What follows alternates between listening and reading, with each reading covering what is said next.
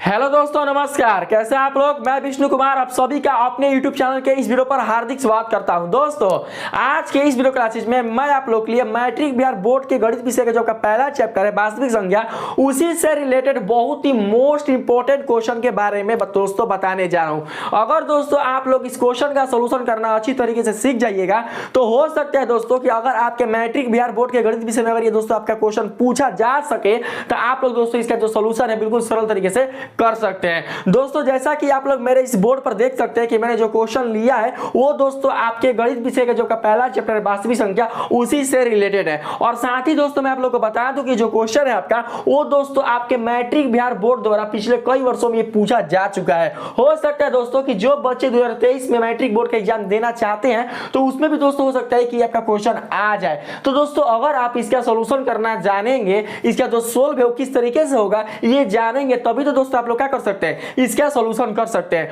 तो दोस्तों आप लोग इस मेरे वीडियो को लास्ट टाइम तक जरूर देखते रहिएगा। मैं आप लोग को इतनी सरल तरीके से, इतनी दोस्तों आसान विधि द्वारा मैं आप लोग को इसका सॉल्यूशन करके दिखाऊंगा कि दोस्तों कमजोर से भी कमजोर जो छात्र होंगे, जो मैट्रिक बिहार बोर्ड का दोस्तों जो एग्जाम देने वाले हैं, उससे भी दोस्तों इसका सॉल्यूशन करने में कोई भी दोस्तों प्रॉब्लम नहीं होगी। और रहा बात किसी बच्चे के माइंड में सस्पेंशन की, सर जिस तरीके से आपने बताया अगर हम इस तरीके से मैट्रिक बिहार बोर्ड में अगर इसको दोस्तों सॉल्यूशन उतारते हैं तो कहीं हमारा गलत तो नहीं होगा ना। तो दोस्तों मैं आप लोगों को बता दूं कि ये बिहार का पूरा, इंडिया का पूरा और दोस्तों वर्ल्ड में ऐसा कोई टीचर नहीं होगा जो इसे काट सकता है। मैं आप लोगों को दोस्तों ये लिखित प्रमाण के साथ मैं आप लोगों को बोल रहा हूं, क्योंकि दोस्तों आप लोग समझ सकते हैं, आप लोग इतना भी दोस्तों अनपढ़ या दोस्तों इतना भी बुद्धि नहीं है, आपको ये समझ दोस्तों आ सकती है कि इसका जो दोस्तों सत्यापन है मैं किस प्रकार से करूंगा और किस तरीके से इसका जो सत्यापन होगा वो आप भी दोस्तों देख सकते हैं। इसका कारण भी दोस्तों मैं आप लोग बताऊंगा, आप दोस्तों इसका कारण भी समझ सकते हैं। तो आइए सबसे पहले मैं क्या करता हूं, इसे दोस्तों बनाने का प्रयास करता हूं। और रहा बात यहां पर कक्षा 9 का एनसीईआरटी गणित, तो मेरे इस बोर्ड के टाइटल पर नहीं जाइएगा, क्योंकि दोस्तों इसके पहले जो मैंने वीडियो बनाया था वो दोस्तों कक्षा 9th के बहुपद जो चैप्टर है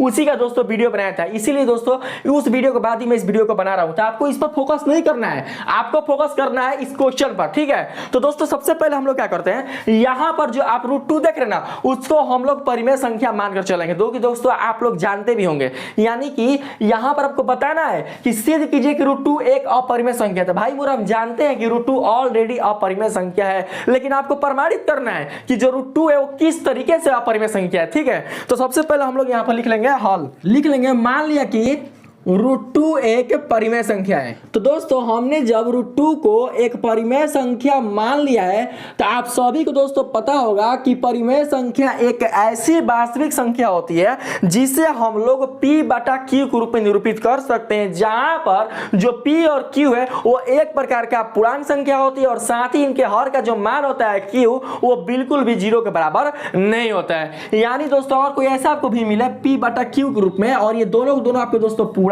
हो, तो दोस्तों हम लोग बोल सकते हैं कि हमारा जो ये भिन्न है वो एक प्रकार का दोस्तों क्या है, तो परिमेय संख्या। और साथ ही आपको ये भी ध्यान में रखना है कि जो हर आपका जो Q है वो बिल्कुल भी 0 के बराबर नहीं होना चाहिए। तो हम यहाँ पर क्या किए, मानकर चले हैं कि √2 क्या है, तो एक परिमेय संख्या है। तो जब दोस्तों ये √2 एक परिमेय संख्या है तो जाहिर सी बात होगी कि दोस्तों जो आपका √2 है वो P/Q के इक्वल हो सकता है। यानी जो √2 है उसको दोस्तों हम लोग P/Q के बराबर कर सकते हैं। क्यों? क्योंकि एक परिमेय संख्या का निरूपण P/Q के रूप में होता है, इसलिए दोस्तों इसे भी क्या कर सकते हैं, हम लोग इस रूप में लिख सकते हैं, यानी √2/1, यानी कि यहां पर ये वाला और ये वाला क्या हो जाएगा, आपके अंश और हर के रूप में हो जाएगा। और इसी को दोस्तों हमने यहां पर इक्वल में दर्शा दिया है P/Q के रूप में। और आपको दोस्तों यहां पर लिखना होगा कि जहां P और Q सअभाज्य संख्या है, या बोल सकते हैं कि सअभाज्य पूर्णांक संख्या है और Q ≠ 0 है। तो इसे दोस्तों हम लोग यहां पर लिख लेंगे, जहां P और Q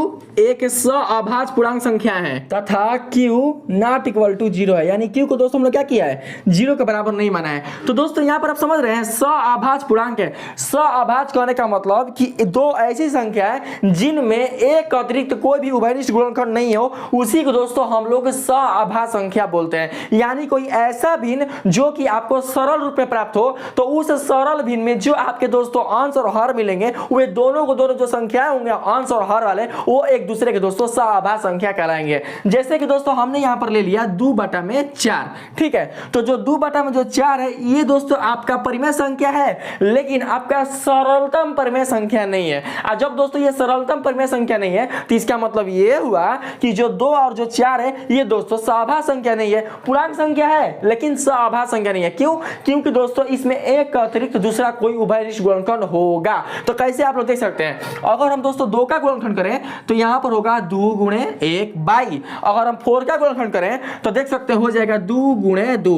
तो दोस्तों आपने देखा कि जब हमने 4 का गुणनखंड किया तो 2 गुणा 2 हुआ, जब हमने 2 का गुणनखंड किया तो 2 गुणा 1 हुआ। यानी कि यहां पर एक के अतिरिक्त एक अतिरिक्त करने का मतलब कि अगर 2 गुणा 1 यहां पर है ना, उसी प्रकार से यहां पर भी लिख सकते हैं 2 गुणा 1। तो मान कितना आएगा? आपको 4 ही प्राप्त होगा यहां पर, ठीक है। तो दोस्तों एक के अतिरिक्त यानी एक के अतिरिक्त आपका 2 भी क्या मिल रहा है? उभयनिष्ठ मिल रहा है। इसलिए हम लोग बोल सकते हैं कि यहां पर जो हमारा 2/4 है वो बिल्कुल भी क्या है? सरलतम रूप में नहीं है। अगर दोस्तों अगर हम इन दोनों को घटा देंगे तो हमारा जो 1/2 मिलेगा ना वो आपका एक प्रकार का सरलतम परिमेय संख्या के रूप में दोस्तों यह निरूपित हो जाएगा। तो यहां पर देख सकते हैं कि 1 और 2 में एक अतिरिक्त कोई भी उभयनिष्ठ गुणनखंड नहीं होगा। कैसे? तो अगर हम 1 का मल्टीप्लाई करें तो दोस्तों होगा 1 गुणे 1। अगर हम 2 का गुणनखंड करें तो 2 का गुणनखंड होगा 2 गुणे 1। तो देख सकते हैं केवल कौन मिल रहा है? तो 1 ही मिल रहा है। तो उसी प्रकार से दोस्तों हम लोग क्या करेंगे, यहां पर समझेंगे कि जो हमारा P और Q है वो पूर्णांक संख्या तो है लेकिन कैसा? तो सहआभाज्य पूर्णांक संख्या है, ठीक है। और Q जो है बिल्कुल भी 0 के बराबर नहीं है। इसे मान लीजिए दोस्तों इक्वेशन फर्स्ट यानी समीकरण 1। इतना कर सकते हैं। इतना करने के बाद क्या करना है आप लोगों को कि समीकरण 1 में दोनों पक्षों के साथ वर्ग करने पर, या बोल सकते हैं कि समीकरण 1 के दोनों ओर वर्ग करने पर। तो इसको दोस्तों हम लोग क्या करेंगे, यहां पर लिख लेंगे।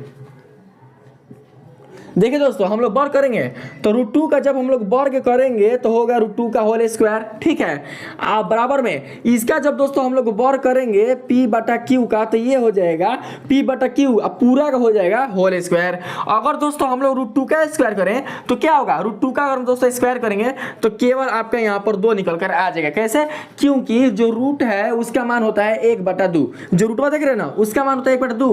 इसके ऊपर स्क्वायर है तो 1/2 को अगर 2 से मल्टीप्लाई आप करेंगे दोस्तों तो 2 कट के क्या हो जाएगा? 2 का घात 1। अब 2 का जो घात 1 है वही तो आपका 2 है। तो यहां पर लिख लेंगे हम लोग कितना? तो P² आप बटा में हो जाएगा Q²। अब दोस्तों क्या करेंगे हम लोग कि जो Q² आप देख रहे हैं ना Q² उसको हम लोग इधर ट्रांसफर कर देंगे तो हो जाएगा यहां पर 2Q² = हो जाएगा P², ठीक है। तो यहां पर आप दोस्तों देख सकते हैं कि अगर हम लोग 2Q² में जो हम 2 को यहां पर दोस्तों देख रहे हैं वो क्या है? तो वो Q² के साथ गुणा में, यानी ऐसे 2 गुणे Q² आप बराबर में P²।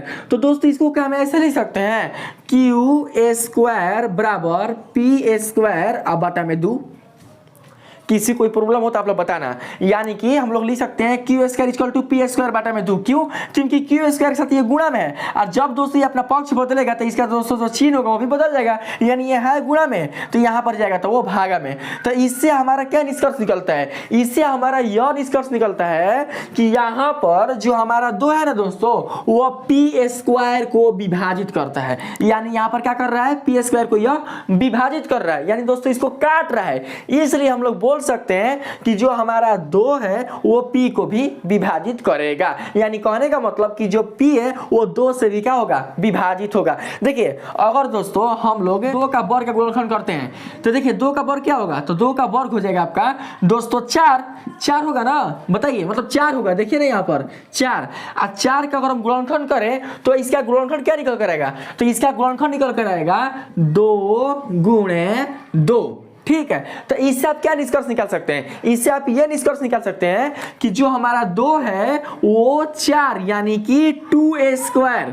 जिस प्रकार से मैंने यहाँ पर बताया ना कि 2p² तो उसी प्रकार से जो 2 है वो 4 यानी कि जो 4 है वो 2a² के इक्वल है। यानी कि जो 2 है दोस्तों वो 2a² को विभाजित करता है। इसलिए जो 2 है वो 2 को भी विभाजित करेगा। तो इसका मतलब क्या हुआ? इसका मतलब ये हुआ कि जो इसका वर्ग है उसको तो दोस्तों ये विभाजित करिए रहा है, लेकिन अगर इसका वर्ग ना भी हो, अगर ये दोस्तों मूल रूप में हो, तो इसका मूल रूप क्या होगा? केवल 2, यानी कि 2 स्क्वायर का क्या निकल कर आएगा? केवल 2। तो इसका जो गुणनखंड होगा ना 2 गुणे 2, ये जो आप देख रहे हैं 2, इसे भी क्या करेगा? विभाजित करेगा। तो हो सकता है 2 बटा में 2। तो दोस्तों आप देख सकते हैं कि जो पी स्क्वायर है वो बराबर है 2 इंटू क्यू स्क्वायर के। तो कहने का मतलब ये हुआ कि जो हमारा पी स्क्वायर है दोस्तों, वो कहीं ना कहीं इस पी स्क्वायर का 2 और क्यू स्क्वायर क्या है? ये दोनों को दोनों पी स्क्वायर का दोस्तों गुणनखंड है, जो कि अपने गुणा के फॉर्म में है 2 इंटू क्यू स्क्वायर। तो इसीलिए हम लोग क्या बोल सकते हैं, यहां पर लिख सकते हैं कि पी स्क्वायर को 2 विभाजित करता है। किस तरीके से विभाजित करता है मैंने आप लोग को यहां पर बताने का प्रयास किया है। आप लोग बिल्कुल भी दोस्तों यहां पर गलती नहीं कर सकते हैं। तो लिखेंगे यहां पर कि चूंकि पी स्क्वायर 2 से विभाजित है, इसलिए जब का p है ना, तो p जो होगा वो क्या होगा? 2 से विभाज्य होगा, इसलिए p भी 2 से विभाज्य होगा। ठीक है, इतना दोस्तों आप लोग लिख लीजिएगा। उसके बाद लिखेंगे, पुनः मान लेते हैं कि p बराबर 2m, जहां m एक धनात्मक पूर्णांक संख्या है। ठीक है, तो इसे दोस्तों हम लोग क्या करते हैं, यहां पर लिख लेते हैं। तो इस प्रकार से दोस्तों लिख सकते हैं, अर्थात p बराबर 2m। ठीक, तो हम लोग क्या करेंगे, इसको दोस्तों मान लेंगे समीकरण 2। और फिर लिखेंगे यहाँ पर कि चूंकि समीकरण 2 में दोनों तरफ वर्ग करने पर, देखिएगा वर्ग कीजिएगा तो दोस्तों क्या होगा? पी स्क्वायर अब बराबर में हो जाएगा 2m का होल स्क्वायर। तो दोस्तों p का अगर स्क्वायर करेंगे तो यहाँ पर आ जाएगा p स्क्वायर, अब बराबर 2m का स्क्वायर करेंगे तो 2 दूनी क्या हो जाएगा 4, m का स्क्वायर करेंगे तो हो जाएगा 4m स्क्वायर। अब आप लोग यहाँ पर ध्यान से समझिएगा कि जो p स्क्वायर है वो किसके इक्वल है? तो 4 इंटू m स्क्वायर के इक्वल है। जबकि दोस्तों आप लोग यहाँ पर देख सकते हैं कि यहाँ जो p स्क्वायर है वो किसके इक्वल है? तो 2q स्क्वायर के इक्वल है। तो हम क्या करेंगे कि p स्क्वायर के स्थान पर यहां पर लिख लेंगे 2q स्क्वायर इक्वल टू हो जाएगा 4m स्क्वायर। यहां पर लिख लेंगे कहां से? तो मान के चलते हैं यहां पर हो जाएगा दोस्तों समीकरण। देखिए ये समीकरण मान लीजिए 2 हो गया और ये होगा आपका 3। यहां पर दोस्तों लिख लीजिएगा 3। ठीक है, तो समीकरण लिख लेंगे यहां पर 2 से। आप लोग यहां से देख सकते हैं समीकरण 2 से। अब देखिए जो 4 है वो 2 से कट जाएगा, तो यहां केवल बचेगा q स्क्वायर, और 2 से कटा है तो यहां पर केवल बचेगा 2m स्क्वायर। ठीक है, इतना आप लोग दोस्तों समझ सकते हैं। तो आप लोग दोस्तों यहां पर देखिएगा ध्यान से, यहां पर आप लोग देख सकते हैं कि q स्क्वायर इक्वल टू है 2m स्क्वायर। जिस प्रकार से p स्क्वायर इक्वल टू था 2q स्क्वायर, उसी प्रकार से q स्क्वायर इक्वल टू क्या है? 2m square.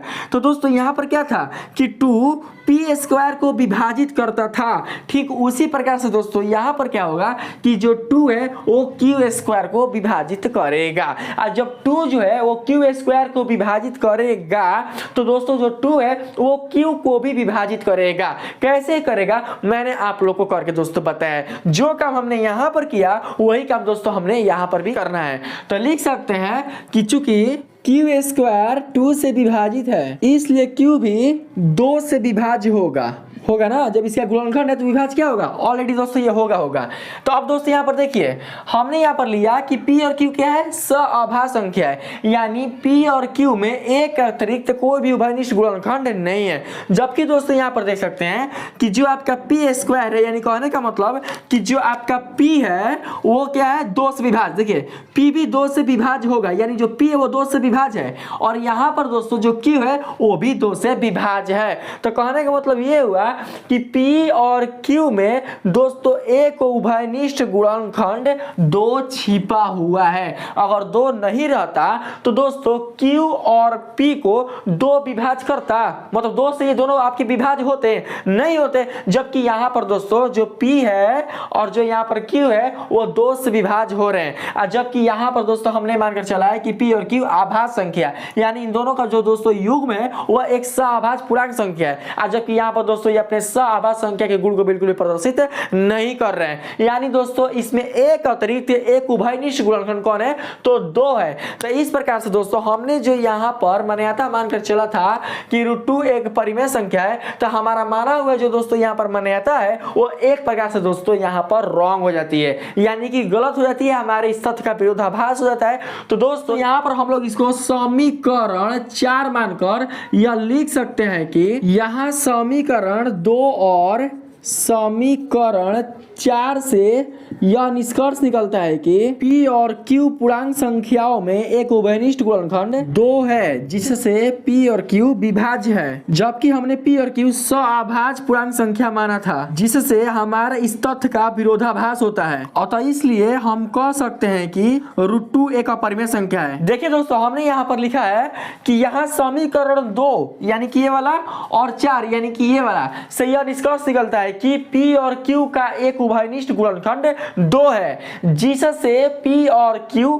विभाज्य है। मतलब ये दोनों को दोनों क्या है, 2 से विभाज्य है, जबकि हमने P और Q सअभाज्य पूर्णांक संख्या माना था, यानी कि उसमें दोस्तों एक के अतिरिक्त कोई उभयनिष्ठ गुणनखंड नहीं होगा, जबकि इसमें दोस्तों एक के अतिरिक्त एक उभयनिष्ठ गुणनखंड 2 हो जा रहा है। इसलिए दोस्तों हमारे इस तथ्य का विरोधाभास होता है। हमने लिखा है यहाँ पर कि जिससे हमारे इस तथ्य का विरोधाभास होता है, अतः इसलिए हम कह सकते हैं कि √2 एक अपरिमेय संख्या है। तो दोस्तों मुझे उम्मीद है कि आप लोगों ने √2 को अपरिमेय संख्या सत्यापित करना सीख चुका होगा। तो दोस्तों इसी प्रकार से क्या करना है हमको, दोस्तों इसका जो सत्यापन है हमें मैट्रिक बिहार बोर्ड में बिल्कुल अच्छी तरीके से करके दोस्तों इसका करना है। अगर जो बच्चे ये सोच रहे होंगे कि सर इतना हिंदी नीचे लिखना पड़ेगा, तो दोस्तों अगर आप इतना हिंदी नहीं लिखिएगा तो आपका दोस्तों जो कैलकुलेशन है उसका एक्सप्रेशन बिल्कुल अच्छे तरीके से नहीं हो पाएगा। तो इस क्वेश्चन का एक्सप्रेशन बिल्कुल अच्छी तरीके से करने के लिए दोस्तों आपको इतना लिखना ही होगा। अगर आप ये करना सीख जाते हैं, √2 को अगर आप लोग अपरिमेय सत्यापित करना जान जाते हैं,